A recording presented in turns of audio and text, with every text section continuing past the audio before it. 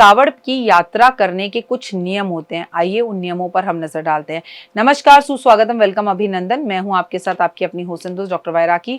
सुबह की राम राम, आपका दिन शुभ और मंगल में हो। पर प्रभु की कृपा आप पर सदैव बनी रहे, उसकी असीम कृपा आप पर है। माता रानी आपको हमेशा खुश रखे, दिन दुगनी रात चौगनी आप तरक्की करें। कावड़ का महत्व। कावड़ की यात्रा महादेव को प्रसन्न करने के लिए की जाती है। साल में एक बार की जाती है, सावन के महीने में की जाती है और ऐसा करने से शिव भक्तों से बेहद प्रसन्न होते हैं।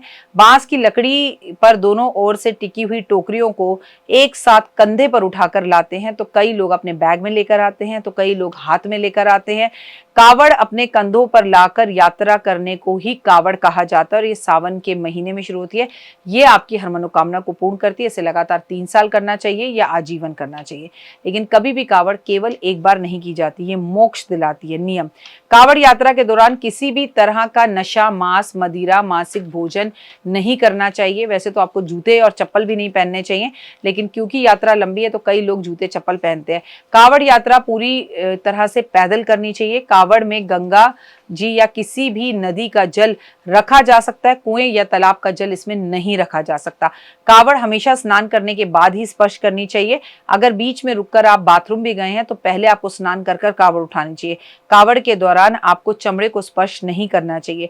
कावड़ यात्रा के दौरान आपको ये ध्यान रखना चाहिए कि कावड़ को जमीन या चबूतरे पर, जमीन पर नहीं रखना चाहिए। पेड़ पर या किसी के कंधे पर रखकर ही कावड़ को उतारना चाहिए और फिर वॉशरूम जाना चाहिए। जो लोग कावड़ उठाते समय एक समय के भोजन का संकल्प लेते हैं, वो एक समय का भोजन ही करें। ये कावड़ उठाते वक्त शिव मंत्र का जाप जरूर करें। कावड़ लाते वक्त जब तक आप कावड़ अपने घर तक ला रहे हैं, बीच बीच में भी शिव के भजनों का मंत्र करते रहें। कावड़ लाने वाले व्यक्ति को घर में सात्विक भोजन बनना चाहिए। ऐसा नहीं कि घर का एक व्यक्ति तो कावड़ लेने गया और घर वाले व्यक्ति जो है वो नॉनवेज बनाकर खा रहे हैं। आपको भगवा पहनकर ही कावड़ उठानी चाहिए, यानी कि ऑरेंज कलर के कपड़े पहनकर ही कावड़ उठानी चाहिए।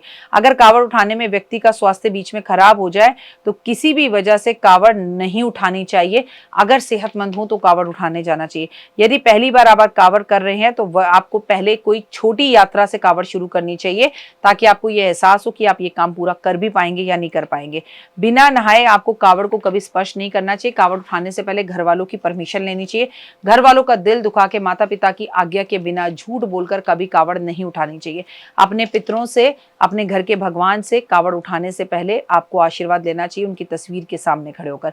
कावड़ियों को तेल, साबुन या कंघी का प्रयोग नहीं करना चाहिए। यात्रा में शामिल होने वाले सभी कावड़ियों का आपको एक दूसरे का सम्मान करना चाहिए और भोली भोली बातों से, अच्छी भाषा से एक दूसरे से बात करनी चाहिए। ध्यान रखना चाहिए कि कावड़ जमीन को ना टच करे।